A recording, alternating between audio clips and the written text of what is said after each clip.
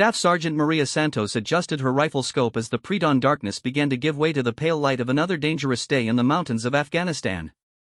The outpost, designated Firebase Alpha 7, sat perched on a rocky ledge that overlooked three major Taliban supply routes. For 6 months, her team had been the eyes and ears of the entire region, providing overwatch for convoy operations and eliminating high-value targets that threatened American forces throughout the valley. Maria had earned her place among the elite through years of dedication and sacrifice.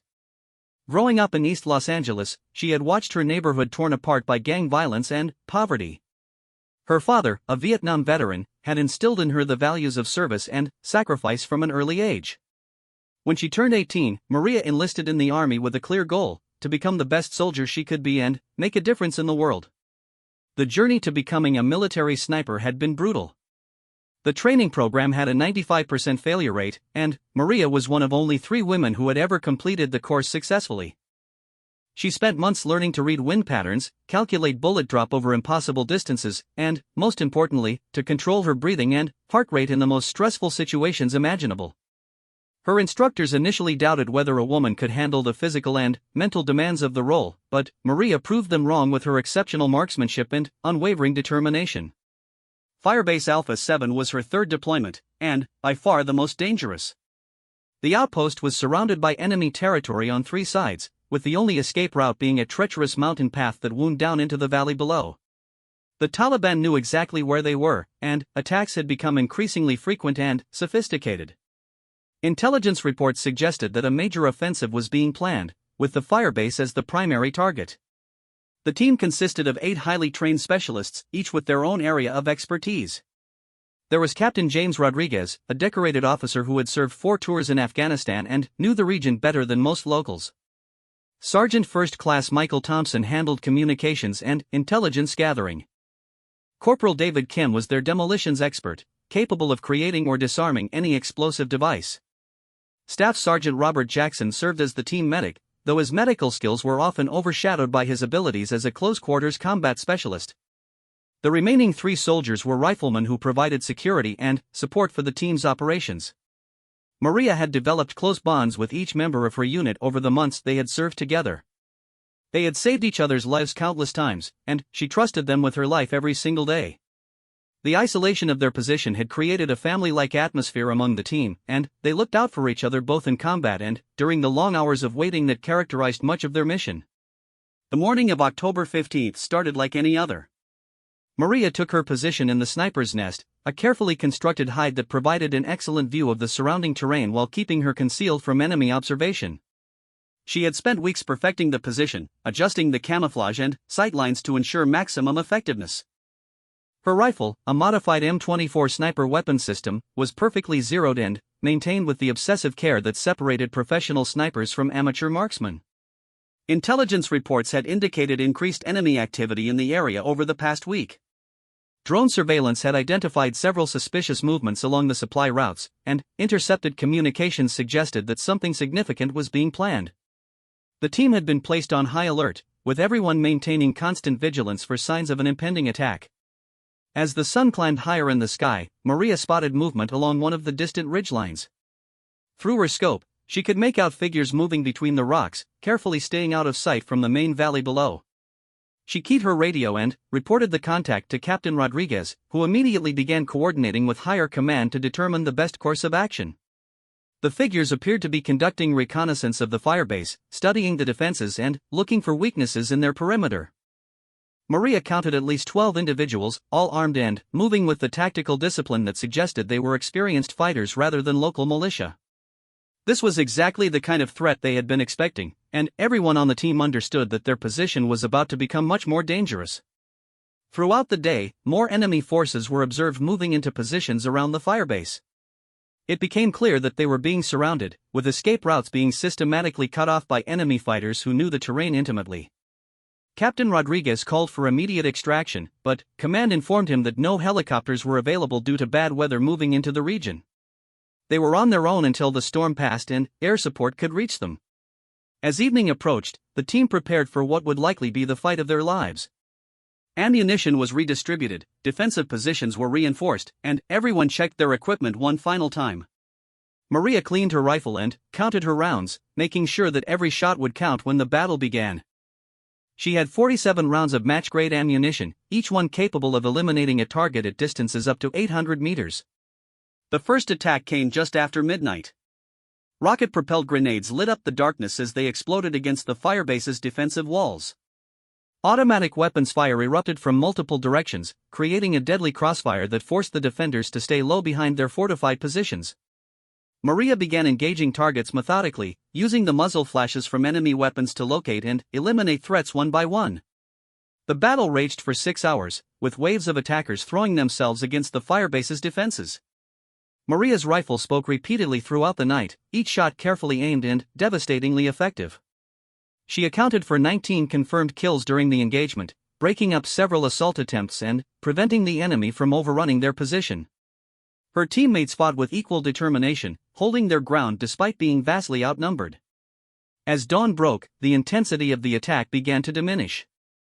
The enemy had taken heavy casualties and were regrouping for what appeared to be a final assault. Maria's ammunition was running low, and she could see that several of her teammates had been wounded during the night. They needed extraction immediately, but the weather had deteriorated and visibility was near zero due to an approaching sandstorm. Captain Rodriguez made the difficult decision to call for an emergency evacuation. He knew that their position was no longer tenable and that staying would result in the loss of his entire team. The plan was simple: they would fight their way down the mountain path to a landing zone where helicopters could reach them once the storm passed. It was dangerous, but it was their only chance. The team began their tactical withdrawal just as the sandstorm reached the firebase.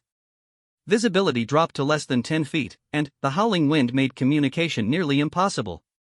They moved in single file down the treacherous mountain path, with Maria providing rearguard security as they descended toward the valley floor. It was during this retreat that disaster struck.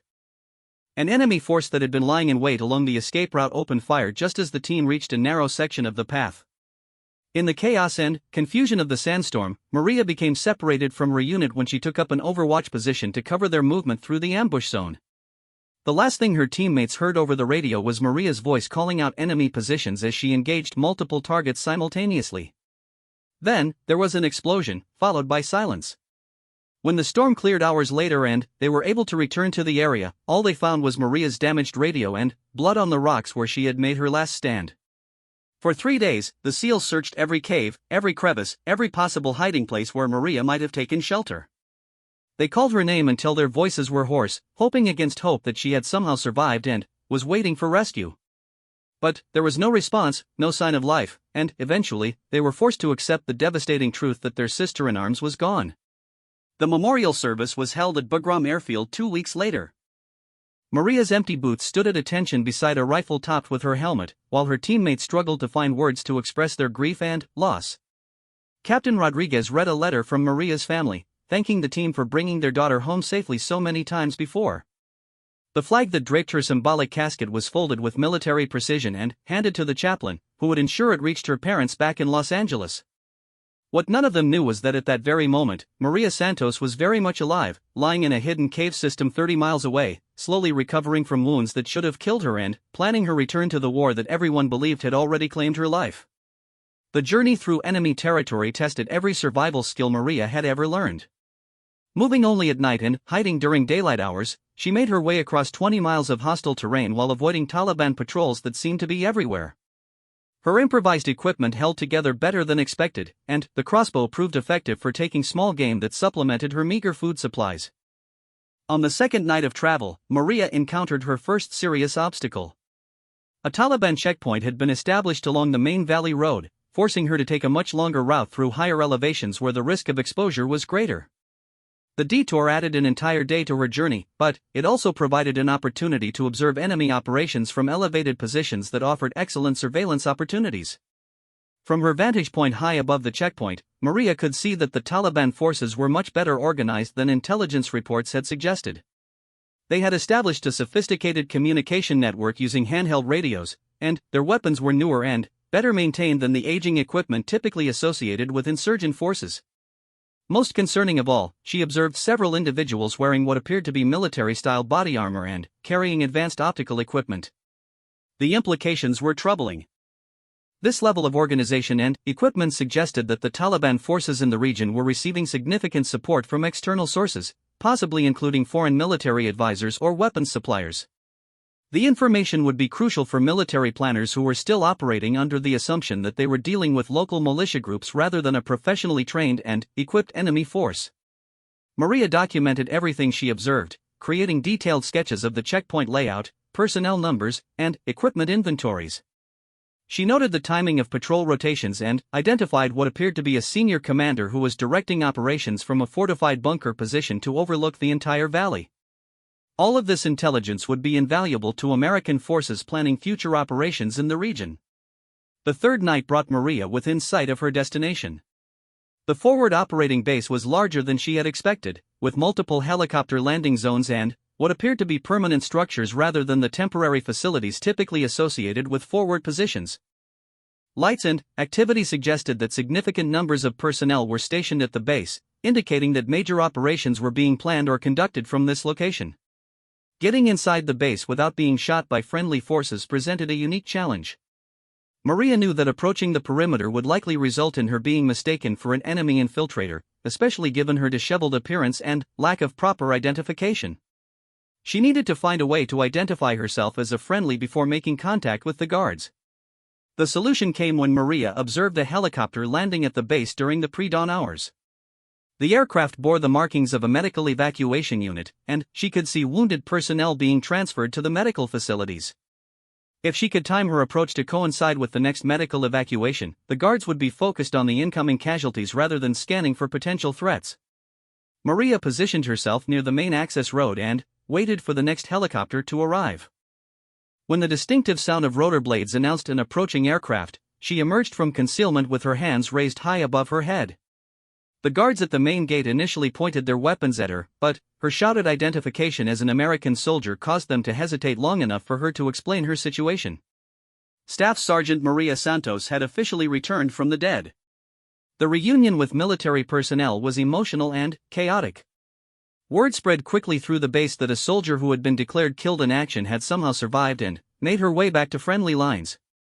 Medical personnel immediately began treating her wounds and assessing her overall condition, while intelligence officers prepared to debrief her about her experiences during the previous 2 months. The medical evaluation revealed that Maria had suffered more serious injuries than she had realized.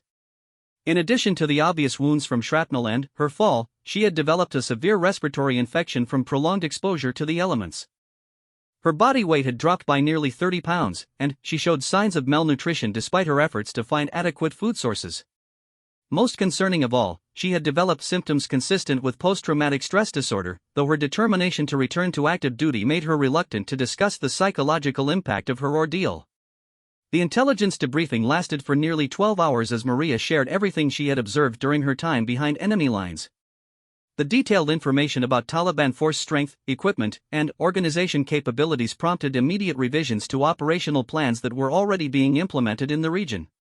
Her sketches of the checkpoint and surrounding terrain provided targeting information that would prove invaluable for future airstrikes and ground operations. Most importantly, Maria's intelligence revealed that the Taliban forces were planning a major offensive against American positions throughout the region. Intercepted communications and observed troop movements suggested that multiple coordinated attacks were scheduled to begin within the next 2 weeks.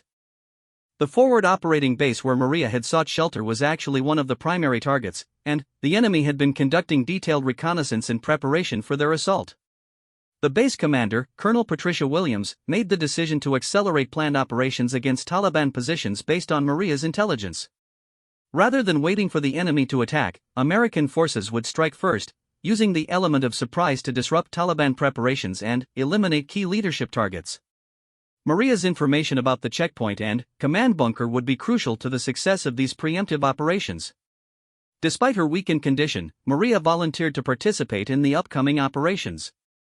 Her intimate knowledge of enemy positions and tactics made her an invaluable asset, and her skills as a sniper would be needed to eliminate high-value targets that had been identified through her reconnaissance activities.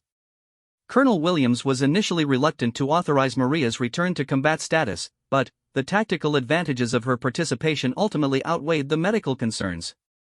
The first operation was scheduled for the following week, with Maria's former SEAL team being brought in specifically to work with her on eliminating the Taliban command structure she had identified. The reunion with Captain Rodriguez and the rest of her teammates was emotional beyond description. They had mourned her death and struggled with guilt over being unable to rescue her from the ambush that they believed had claimed her life. Sergeant First Class Michael Thompson broke down in tears when he saw Maria walking into the briefing room. The communications specialist had blamed himself for losing contact with her during the retreat from Firebase Alpha 7, and he had been carrying that guilt for months. Corporal David Kim, the demolitions expert, admitted that he had been having nightmares about the explosion that had separated Maria from the team, wondering if there was something he could have done differently to prevent the tragedy. Staff Sergeant Robert Jackson, the team medic, immediately began fussing over Maria's condition and insisted on personally overseeing her medical treatment.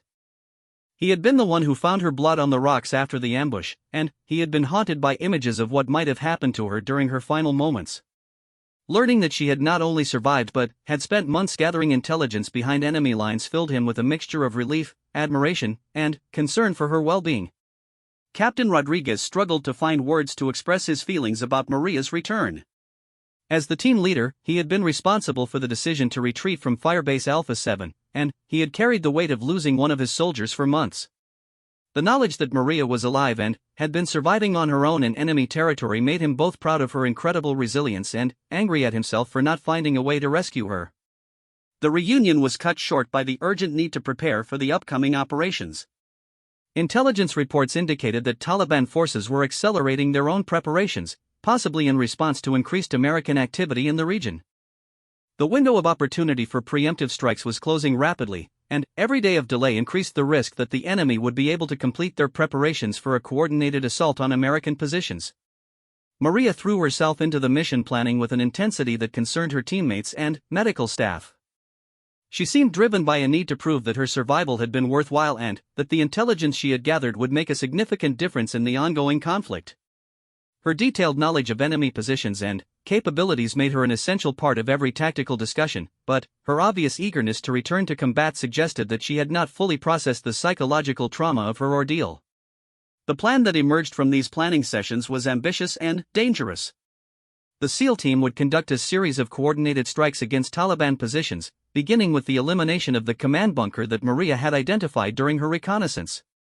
Follow-up operations would target supply routes, communication nodes, and weapons storage facilities that had been mapped during her months of observation. Maria's role would be to provide overwatch and precision fire support from concealed positions that took advantage of her intimate knowledge of the terrain. Her ability to navigate the area without detection would allow the team to establish firing positions that would otherwise be impossible to reach, giving them significant tactical advantages over enemy forces who believed they knew every approach route to their installations. The first mission was scheduled to begin at dawn on December 15, exactly 2 months after Maria had been declared killed in action. As she prepared her equipment and checked her weapons for what felt like the 100th time, she reflected on the incredible journey that had brought her back from the edge of death to this moment of preparation for one of the most important battles of her military career. What Maria didn't know was that intelligence analysts had identified her as a high-priority target for Taliban forces, who had learned of her survival and were actively hunting for the American sniper who had been gathering information about their operations. The upcoming mission would not only be an opportunity for revenge against the enemies who had tried to kill her, but also a deadly game of cat and mouse where she would be both the hunter and the hunted. The mission began before sunrise on December 15, with Maria and her SEAL team moving through the darkness toward their first objective. The Taliban command bunker sat on a strategic hilltop that overlooked 3 major valleys, making it nearly impossible to approach without being detected by enemy sentries. However, Maria's knowledge of the terrain included several hidden approaches that she had discovered during her months of observation from nearby cave systems. The team moved in complete silence, using hand signals and night vision equipment to navigate the treacherous mountain paths. Maria led the way, her intimate familiarity with every rock and crevice allowing them to avoid detection while closing in on their target. The months she had spent surviving in these mountains had taught her to move like a ghost, leaving no trace of her passage and making no sound that might alert enemy forces to their presence. As they approached the target area, Maria established an overwatch position on a rocky outcrop that provided an excellent view of the command bunker while keeping her concealed from enemy observation. Her teammates moved into assault positions, preparing to storm the bunker once she had eliminated the sentries and any other high-value targets that presented themselves during the attack. Through her rifle scope, Maria could see the Taliban commander she had observed during her reconnaissance activities. The man was standing near the bunker entrance, speaking into a handheld radio while gesturing toward the valleys below. She recognized him as the same individual who had been directing operations at the checkpoint, confirming her assessment that this location served as a central command point for enemy activities throughout the region.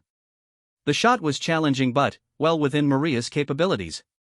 The target was approximately 400 meters away, positioned at a slightly elevated angle that required careful calculation of bullet drop and wind compensation. She controlled her breathing and waited for the perfect moment when the target would be stationary and clearly visible through her scope. The rifle spoke once, and the Taliban commander dropped immediately. The precision of the shot sent the enemy forces into immediate confusion as they struggled to determine where the attack was coming from. Maria's concealed position made it nearly impossible for them to identify her firing point, giving her teammates the opportunity they needed to begin their assault on the bunker. The SEAL team moved with devastating efficiency, utilizing the confusion created by Maria's sniper fire to overwhelm the enemy defenses before they could organize an effective response. Captain Rodriguez led the assault team through the bunker's main entrance, while Corporal Kim eliminated several defensive positions with carefully placed explosive charges. Within minutes, the entire facility was under American control, and valuable intelligence documents were being secured for analysis. However, the success of the first mission had an unintended consequence. Intercepted radio communications revealed that Taliban forces throughout the region now knew that an American sniper was operating in the area, and they had correctly identified her as the source of the intelligence that had enabled the surprise attack on their command center. Multiple enemy units were being redirected to hunt for the sniper, with substantial rewards offered for her capture or elimination. Maria had become the hunted, and the mountains that had provided safety during her months of hiding were now crawling with enemy forces determined to find and kill her. The Taliban leadership understood that as long as she remained operational, their ability to conduct coordinated attacks against American positions would be severely compromised. Eliminating her had become their highest priority. The second phase of the operation required the team to move to a different area of the mountains, where they would target several weapons storage facilities that Maria had identified during her reconnaissance activities.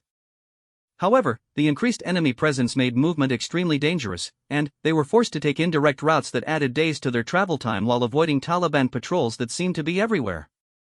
During the second night of movement, the team encountered their first serious opposition.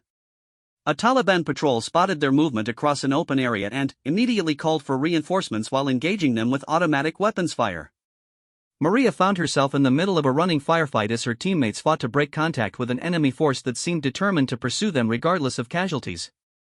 The engagement lasted for over an hour, with both sides maneuvering for tactical advantage across the rocky terrain.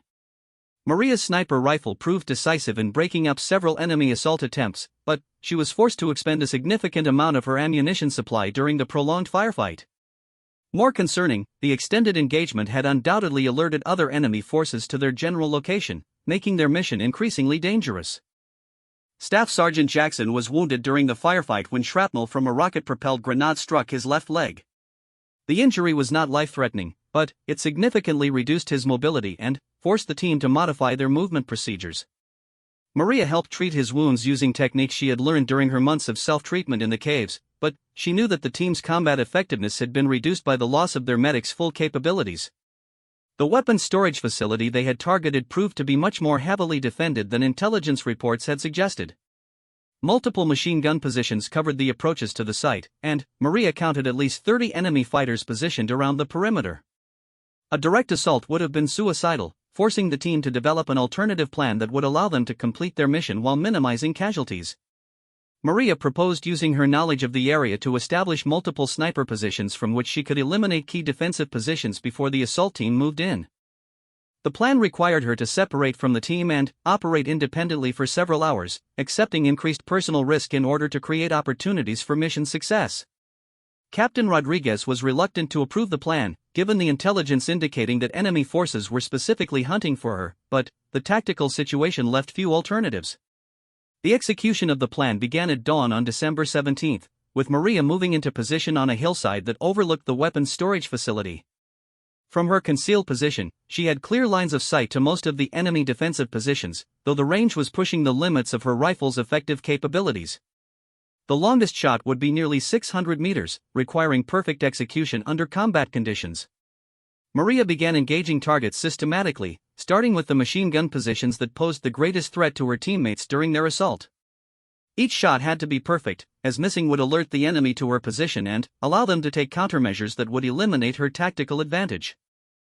The first target dropped cleanly, followed quickly by the second and third as she worked her way through the enemy defensive positions. However, the Taliban forces had learned from their previous encounters with Maria's sniper fire. After the third shot, smoke grenades began detonating around the facility, creating a screen that obscured her targets and made accurate shooting nearly impossible. Enemy mortar rounds began falling on the hillside around her position, forcing her to relocate before she could complete the elimination of all defensive positions. The SEAL assault team moved in despite the incomplete suppression of enemy defenses, engaging in close-quarters combat that tested their training and equipment to the limit. Corporal Kim's demolitions expertise proved crucial as he cleared several defensive positions with explosive charges, while Sergeant Thompson coordinated air support that helped tip the balance in their favor. The facility was eventually secured, but not before the team had expended most of their ammunition and sustained additional casualties. During the assault, Maria had been forced to engage enemy reinforcements that were moving toward the facility from multiple directions. Her position on the hillside provided excellent fields of fire, but also made her extremely vulnerable to counter-sniper fire from enemy marksmen who had been specifically deployed to hunt for her. Several rounds impacted the rocks near her position, indicating that her location had been identified and was being actively targeted. The successful completion of the mission came at a significant cost. In addition to Jackson's leg wound, Corporal Kim had been injured when an improvised explosive device detonated near his position during the assault on the weapons facility. The team's combat effectiveness was being steadily degraded by casualties and equipment losses, while enemy forces in the area continued to increase in number and sophistication. Intelligence reports intercepted during the mission revealed that the Taliban had brought in foreign advisors specifically to coordinate the hunt for Maria and her team. These advisors had experience fighting American Special Operations Forces and understood the tactics and techniques that made SEAL teams so effective. They were systematically closing off escape routes and establishing kill zones designed to trap the team in areas where they could be overwhelmed by superior numbers. As the team prepared for the final phase of their mission, Maria realized that they were walking into an elaborate trap. The Taliban forces had been allowing them to complete their objectives while simultaneously maneuvering to surround them in an area where extraction would be nearly impossible. The mountains that had once provided safety and concealment were becoming a prison from which there might be no escape. The climactic confrontation that Maria had been anticipating since her return from the dead was finally approaching. All of her survival skills, combat training, and intimate knowledge of the terrain would be tested in a final battle that would determine not only her own fate, but the success or failure of the entire mission. The ghost in the mountains was about to face her greatest challenge, and the stakes could not have been higher for both sides in this deadly game of survival. The trap was sprung on the morning of December 20th, when Maria and her team found themselves completely surrounded in a narrow valley with no apparent means of escape. Taliban forces had positioned themselves on the high ground around the valley, creating overlapping fields of fire that made movement in any direction extremely dangerous. The foreign advisors had done their work well, using the team's own success against previous targets to predict their likely routes and establish the perfect ambush site. Captain Rodriguez called for immediate extraction, but air support was unavailable due to another massive sandstorm that was approaching the region. The same weather pattern that had allowed Maria to escape during the retreat from Firebase Alpha 7 was now preventing her rescue, creating a bitter irony that was not lost on any of the team members. They were on their own, just as Maria had been during her months of survival behind enemy lines. The enemy forces began their assault with a coordinated mortar bombardment that forced the SEAL team to take cover among the rocky outcrops scattered across the valley floor. Maria counted at least 60 enemy fighters positioned around the valley rim, with more arriving throughout the morning as reinforcements were brought in from surrounding areas. The Taliban commanders were clearly determined to ensure that none of the American Special Operations soldiers would escape this time. Maria's ammunition supply was critically low, with fewer than 20 rounds remaining for her sniper rifle. Each shot would have to count, but the enemy forces had learned from their previous encounters and were being much more careful about exposing themselves to sniper fire. They moved in short rushes between covered positions, using smoke grenades and suppressive fire to mask their movements while they tightened the noose around the trapped Americans. The first casualty came when Sergeant Thompson was struck by sniper fire while attempting to establish radio contact with higher command. The communications specialist had been trying to reach any friendly forces that might be able to provide support, but his efforts had made him a priority target for enemy marksmen who understood the importance of cutting off American communications capabilities. Maria watched helplessly as her teammate fell, knowing that their situation had just become even more desperate. Corporal Kim, despite his injuries from the previous mission, volunteered to create a diversion that would allow Maria to reposition to a more advantageous firing position. The demolitions expert had identified a route that would take her to higher ground where she could provide effective overwatch for the team, but reaching that position would require her to cross an open area that was covered by multiple enemy positions. Kim's plan involved using his remaining explosive charges to create chaos among the enemy forces while Maria made her move. The diversion began with a series of controlled explosions that sent rocks and debris raining down on enemy positions along the western rim of the valley. As Taliban fighters scrambled to avoid the falling stones, Maria sprinted across the open ground toward a rocky outcrop that would provide access to the higher elevation she needed. Enemy bullets kicked up dust around her feet, but Kim's explosions had been perfectly timed to disrupt their aim at the critical moment. From her new position, Maria had a commanding view of the entire valley and the enemy forces that surrounded her teammates. She could see that the Taliban fighters were preparing for a final assault that would overwhelm the remaining Americans through sheer weight of numbers. Her rifle scope revealed the locations of enemy commanders who were coordinating the attack, providing her with priority targets that could disrupt their assault plans. The first shot eliminated a Taliban commander who was directing mortar fire against her teammates' positions. The second target was an enemy sniper who had been responsible for wounding Sergeant Thompson. Maria's third shot took out a machine gunner whose position was preventing Captain Rodriguez and the others from moving to better defensive positions. Each successful engagement bought precious time for her team, but she knew that her elevated position also made her increasingly vulnerable to counterfire. As the sandstorm reached the valley, visibility dropped dramatically and the tactical situation changed completely. The same weather conditions that had hidden Maria during her escape months earlier now provided concealment for both sides, creating a chaotic environment where friend and foe could barely distinguish between each other at distances greater than a few meters. The Taliban's numerical advantage was negated by their inability to coordinate attacks in the blinding sand and wind. Maria realized that the storm provided an opportunity for the team to escape, but only if they could reach a specific location that she remembered from her months of exploration in the area. During her time hiding in the caves, she had discovered a narrow canyon that led out of the valley through a route that was nearly impossible to detect from the surrounding high ground. The passage was treacherous and would require technical climbing skills, but it offered their only realistic chance of evading the trap that had been set for them. Communicating her plan to the team required Maria to descend from her overwatch position and rejoin her teammates in the valley. The journey through the sandstorm was harrowing, as she had to navigate by memory while avoiding both enemy fighters and the rocky obstacles that could cause fatal injuries in the limited visibility. Several times she heard voices speaking in Dari and Pashto as Taliban fighters moved past her position, searching for the American forces in the chaotic conditions. Captain Rodriguez was skeptical of Maria's escape plan when she finally reached the team's defensive position. The route she described would take them directly through areas that appeared to be heavily occupied by enemy forces, and the climbing requirements seemed beyond the capabilities of wounded team members. However, the alternatives were even less promising, and the approach of darkness would provide additional concealment for their movement through the storm. The escape began at sunset, with Maria leading her teammates through the maze of rocky terrain toward the hidden canyon entrance. Staff Sergeant Jackson, despite his leg wound, insisted on carrying Sergeant Thompson, who was unconscious and bleeding heavily from his sniper wound. Corporal Kim served as rear guard, using his remaining explosive charges to create false targets that would confuse pursuing enemy forces about their actual escape route. The narrow canyon that Maria had discovered during her months of isolation proved to be even more challenging than she had remembered. The passage required the team to climb nearly vertical rock faces while carrying their wounded teammates and essential equipment. Several times they were forced to stop and treat Thompson's worsening condition, using precious medical supplies while enemy forces searched the valley behind them. The climbing was exhausting and dangerous, particularly in the dark conditions created by the storm and the narrow confines of the canyon. Maria found herself drawing on every ounce of strength and endurance she had developed during her months of survival, pushing her body beyond its limits while helping her teammates navigate obstacles that would have been challenging even under ideal conditions. The knowledge that enemy forces were likely pursuing them through the storm provided additional motivation to keep moving despite the physical demands of the escape route. After 6 hours of climbing and crawling through the narrow canyon, the team emerged onto a high plateau that overlooked the valley where they had been trapped.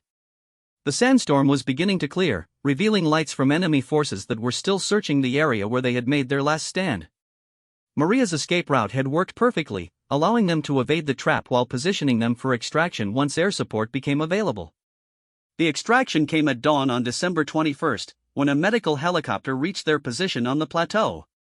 Sergeant Thompson was immediately rushed to the field hospital for emergency surgery, while the rest of the team underwent medical evaluation for their various injuries and the effects of prolonged exposure to combat stress. Maria's physical condition had deteriorated significantly during the final mission, and medical staff expressed concern about her ability to continue active duty without extended recovery time. The intelligence gathered during Maria's months behind enemy lines and the subsequent missions had provided military planners with unprecedented insight into Taliban operations in the region.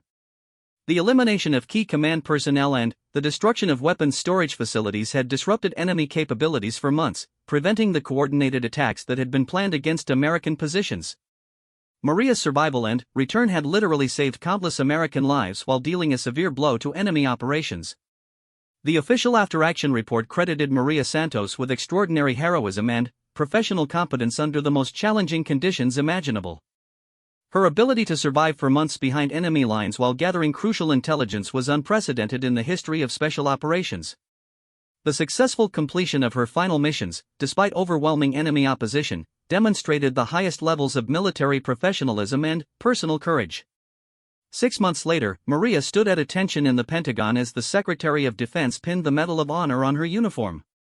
The citation read in part, "For conspicuous gallantry and intrepidity at the risk of life above and beyond the call of duty while serving as a sniper with a Navy SEAL team during combat operations against enemy forces in Afghanistan." Staff Sergeant Santos' extraordinary heroism and selfless devotion to duty in the face of overwhelming enemy opposition reflect the highest credit upon herself, the United States Army, and the United States of America. The ceremony was attended by her former teammates, who had all recovered from their injuries and returned to active duty. Captain Rodriguez spoke about Maria's leadership and courage during the most difficult moments of their deployment, while Sergeant Thompson, who had made a full recovery from his wounds, described how her knowledge of the terrain had saved all their lives during the escape from the valley trap. Abdul Hashim, the elderly Afghan man who had shared the cave with Maria during her months of survival, was also present at the ceremony. He had successfully reached his family at the refugee camp and had been granted asylum in the United States based on his assistance to American forces. The unlikely friendship that had developed between the former teacher and the American sniper had given both of them the strength to survive their respective ordeals. Maria's story became legendary within the special operations community, serving as an inspiration for future generations of soldiers who would face similar challenges in America's ongoing conflicts around the world. Her demonstration that survival was possible even under the most desperate circumstances, and that dedication to mission and teammates could overcome seemingly impossible obstacles, embodied the highest traditions of military service. The mountains of Afghanistan had tested Maria Santos beyond any limit she had previously imagined, stripping away everything except her core determination to survive and serve. She had emerged from that crucible not just as a survivor, but as a warrior whose legend would inspire others to find strength in their darkest moments. The ghost in the mountains had found her redemption in the storm, proving that sometimes the dead can indeed return to fight another day.